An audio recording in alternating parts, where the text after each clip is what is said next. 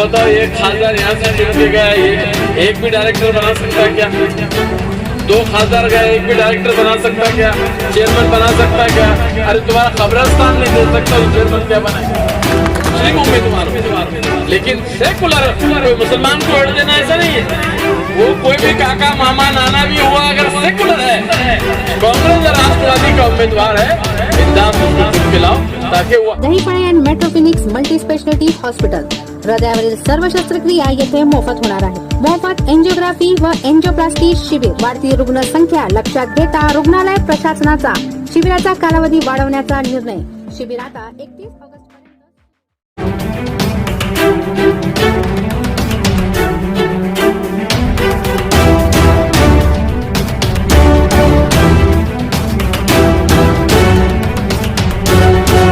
आदाब अर्ज़, मैं हूं नेहा खान और आप देख रहे हैं कौमी सियासत आप तक। आवाज आप ही की, आप तक पहुंचाएंगे हम।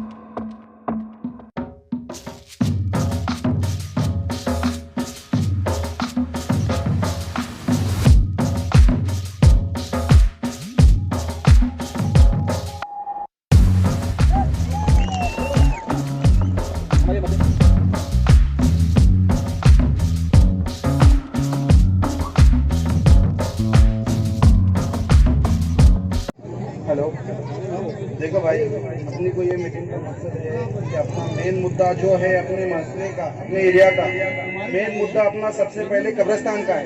पहले अपने के वो कब्रिस्तान का मसला हल करना है और मेन मुद्दा उसके वास्ते अपन ने जो आज जो भाई का जो है तो अपन ने जो तो स्वागत करे हुए हैं इस पार्टी का। और मेन मकसद ये पार्टी का नहीं है, मेन मकसद अपने एरिया का, अपने कब्रिस्तान का है। और जो है तो अपना जो तो लाइट का है, टेनिस लाइन का है। तो इंशाल्लाह ये सब काम अगर तुम हमसे अगर जुड़ेंगे इंशाल्लाह तो ये काम बहुत जल्द से जल्द कोशिश करेंगे इंशाल्लाह हम करने की। इसलिए हम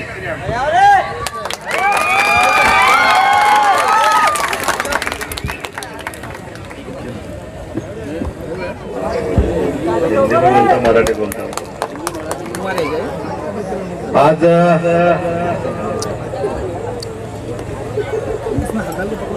या जनता राजा संपर्क अभियानाचा हा एक 14वी-15वी सभा आहे, 15वा दिवस आहे आणि या जनता राजा संपर्क अभियानाच्या माध्यमातून या शहरामध्ये राष्ट्रवादी काँग्रेस पार्टीचा हा झंझावात हे वादळ प्रत्येक वार्डामध्ये पोहोचत आहे आणि या जनता राजा संपर्क अभियानाच्या या अंबरी येथे होत असलेल्या कार्यक्रमाला उपस्थित असलेले हमारे नेता राष्ट्रवादी कांग्रेस पार्टी के प्रदेश उपाध्यक्ष आदरणीय कदीर जी मौलाना साहब, इंद्रपाल सिंह बिंद्रा जी, उबेद इनामदार, राऊफ पटेल, अशरफ आणि सत्तर शेख के खान, सत्तर अली और यहाँ पर उपस्थित सब मेरे नौजवान भाइयों, खरं तर आमचे राष्ट्रवादी काँग्रेस पार्टीचे राष्ट्रीय अध्यक्ष पराजित योद्धा आदरणीय शरदचंद्रजी पवार साहेबाचा, ज्याला जानता राजा म्हणतो असे आमचे आदरणीय शरदचंद्रजी पवार साहेब, त्यांच्या नावाने मी या शहरामध्ये जानता राजा संपर्क अभियान चालू केलेलं आहे. या जानता राजा संपर्क अभियानातून राष्ट्रवादी काँग्रेस पार्टीची विचारधारा, राष्ट्रवादी काँग्रेस पार्टीची काम करण्याची पद्धत या वार्डातील, या शहरातील, औरंगाबाद शहरातील प्रत्येक घराघरामध्ये पोहोचली पाहिजे असा आमचा प्रयत्न आहे. म्हणून ही राष्ट्रवादी काँग्रेस पार्टीची जनता राजा संपर्क अभियान आहे. शाहू फुले आंबेडकर, मौलाना आझाद, अब्दुल कलाम यांच्या विचारधारेवर उभा असलेला हा राष्ट्रवादी काँग्रेस पार्टी, हा पक्ष आहे. धर्मनिरपेक्ष, सेक्युलर, की ज्या पक्षामध्ये राष्ट्रवादी काँग्रेस पार्टीमध्ये अनेक जातीचे 18 पगड जातीचे लोक काम करतात. मग त्यामध्ये मांग, महार, चमाळ, कोळी, साळी, मुसलमान, कैकाडी, कुंडी, मराठा, अनेक पंथाचे लोक या पक्षामध्ये काम करतात. या पक्षामध्ये, या पूर्ण महाराष्ट्र राज्यामध्ये राष्ट्रवादी काँग्रेस पार्टी एक पक्ष असा आहे की ज्या पक्षामध्ये कुठलाही जातीवाद नाहीये, कुठलाही धर्मभेद नाहीये, कुठलाही पंथभेद नाहीये. म्हणून आम्ही नेहमी म्हणत असतो की राष्ट्रवादी काँग्रेस पार्टीमध्ये 18 पगड जातीचे लोक काम करतायत. तुम्ही बघत असाल या देशाची, या राज्याची शोकांतिका आहे. गेल्या 2 वर्षापासून केंद्रामध्ये असलेलं भारतीय जनता पार्टीचं सरकार, भाजपा के जो वजीर आजम है नरेंद्र भाई मोदी, या नरेंद्र भाई मोदीने या हा देश विकायला काढलेला, देश को बेच रहा है ये बंदा. जैसा कि 70 साल में कांग्रेस, 70 साल कांग्रेस को जो संस्थाएं खड़े करने के लिए लगी थी, 70 वर्षामध्ये काँग्रेसने ज्या संस्था उभा केल्या होत्या, म्हणजे ज्यामध्ये रेल्वे स्टेशन, एअरलाईन्स आहेत, कोळशाच्या खाणीत आहेत, पेट्रोलियम आहे, या सगळ्या म्हणजे देशाचं भविष्य या नरेंद्रभाई मोदीने विकायला काढलेला विकतोय.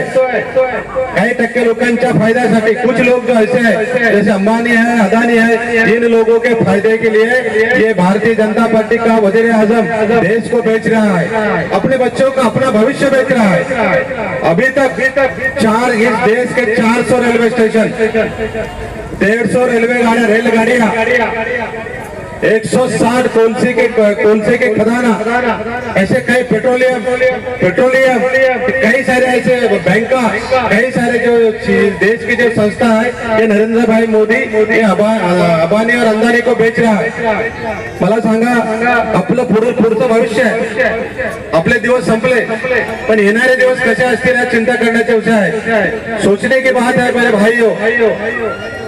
या महाराष्ट्र राज्यामध्ये, या देशामध्ये भारतीय जनता पार्टीचं सरकार असताना तुम्ही बघा, हा महाराष्ट्र काष्टकऱ्यांचा आहे, शेतकऱ्यांचा महाराष्ट्र आहे.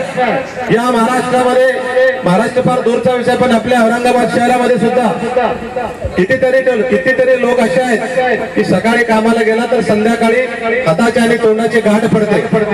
मला सांगा, या 2 वर्षाच्या लॉकडाऊनच्या काळामध्ये जर हाताला काम नसेल तर गोरगरिबांनी कष्टकऱ्यांनी खायचं काय? याची सर्वस्व जबाबदारी नरेंद्रभाई मोदीवर आहे. पण हा पंतप्रधान याला रयतेच्या सुखादुखाशी काही देणं घेणं नाहीये.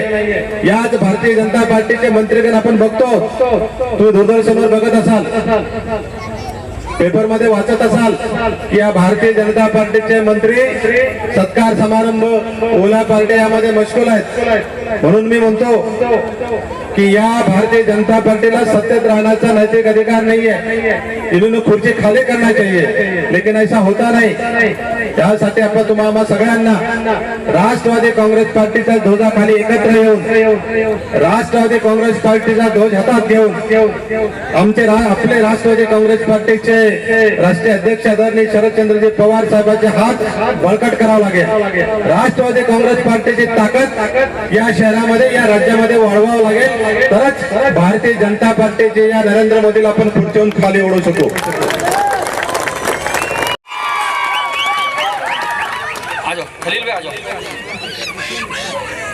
वो हिंदू हो, मुसलमान हो, किसी बिरादरी का हो, वो हमारा भाई है. ये अहमियत हमारे दिल में हमारे कुरान ने हमको सिखाया. जानता राजा अभियान के मद्देनजर पूरे औरंगाबाद में विजयराव साळवे के नेतृत्व में इसलिए चलाया जा रहा है कि लोग जान जाए कि जानता अभियान राजा जो है क्या है.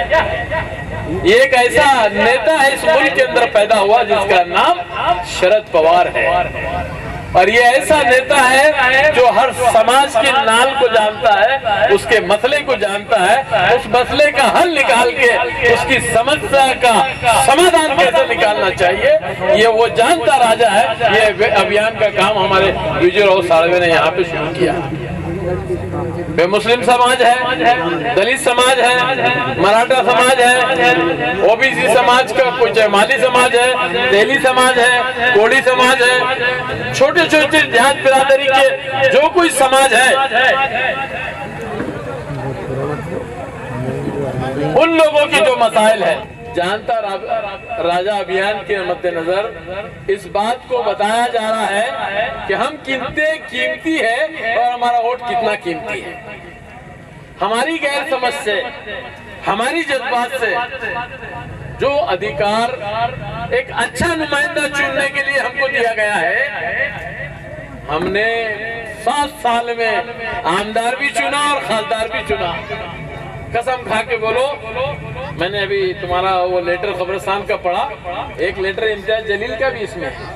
7 साल में एक नुमाइंदा वोटों से चुन के जाता है, पार्लियामेंट में जाता है, अपने घर के अंदर गली में कब्रिस्तान नहीं दे सकता. लानत है इसे पर.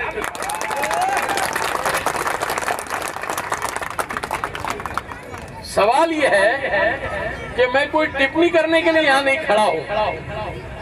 तुम लोगों गूंगे बहरे और अंधे मत बनो. अल्लाह ने तुमको आंख दी, कान दिया, जबान दिया, उसका इस्तेमाल करो और सवाल करो. जब तुमने वोट दिया है और हक बजाया है तो तुम्हारा अधिकार है उसके ऊपर कि तुम्हारे हर मसले का हल उसने अपने घर पे आके बैठ के करना चाहिए. वो हुआ? नहीं हुआ. तो हम अंधे बहरे बन गए, बने कि नहीं बने? तो आने वाले दिनों में हमारे पास लोकल इलेक्शन है, महानगर पालिका का इलेक्शन है. हमारे लोकल के जो मसले हैं वो महानगर पालिका के मसले से ही हमारे लोकल के मसले निपटेंगे.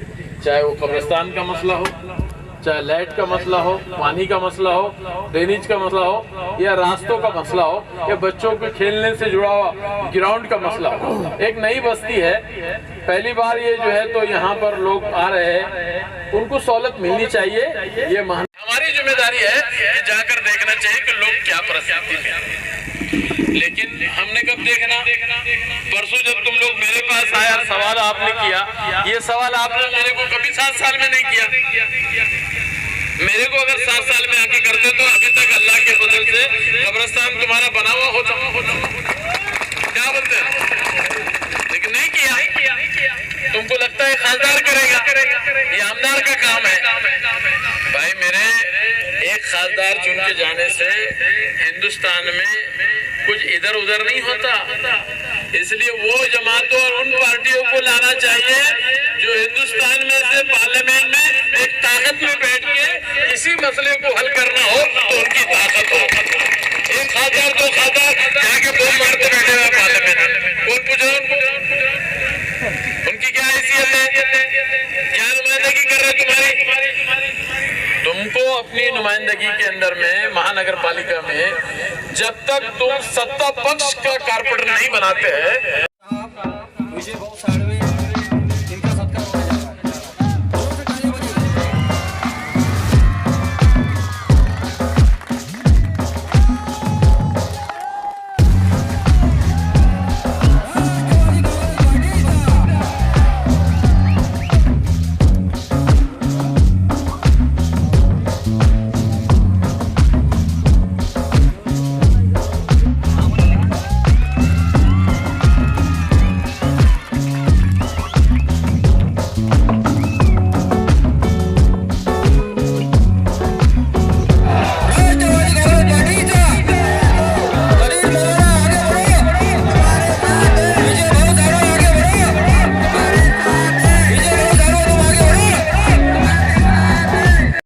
सर, जानता राजा जो अभियान चल रहा है राष्ट्रवादी की तरफ से, किस मौजू पे है वो और किसके आदेश पे हो रहा है? देखिए, शरद पवार साहब एक हमारा एक ऐसा नेता है जिसको हर जात बिरादरी के लोग मानते हैं। और जात बिरादरी के लोग इसलिए मानते हैं कि जब भी जिस बिरादरी के ऊपर आफत और मुसीबत आती है तो ये इंसान खड़ा रहता है। ये ऐसा नेता जिसका नाम शरद पवार है। जानता राजा इसलिए कहा जाता है कि हिंदू और मराठा समाज के अंदर बड़ी राजा बोलते हैं, मराठी के अंदर में जो पानी देने वाला बड़ी राजा, यानी आसमान से पानी बरसने वाला बड़ी राजा। लेकिन ज़मीन पर आने वाली मुसीबतें अगर हुकूमत के अंदर, सरकार में अगर जानता राजा है, जानने वाला राजा है, तो वो लोगों के साथ इंसाफ कर सकता है। अगर इसकी बात अगर मैं बोलूं, जब खेती वालों पर कर्ज बाजारी हो गई और काश्तकार परेशानी के शिकार हो गए, तो 78,000 करोड़ का कर्जा माफ़ करने वाला एक ही देश में नेता था जिसका नाम जानता राजा शरद पवार। जी, हमने जो साहब आए थे तो हमने जो तो कब्रिस्तान की जो तो सिलसिले में जो तो एक प्रोग्राम रखा था हमने, जो तो हमको जो तो कब्रिस्तान के बहुत मसले इधर, और जो तो दूसरा जो लाइट के वही मसले इधर इधर, और जो तो डेनिस लाइन का भी मसला है, और मेन मुद्दा हमारा कब्रिस्तान का है यहाँ पे। जी, इंशाल्लाह उन्होंने वादा करे हमारे से कि 15 दिन के अंदर अंदर जो है तो हमारा कब्रिस्तान का काम करा देंगे उन्हें। जी, और जो तो इसलिए जो हमने राष्ट्रवादी की पार्टी के जो तो साथियों को बुलाए थे इधर, सब मौलाना साहब वो आए थे इधर। बस। असलम यूनुस पठान।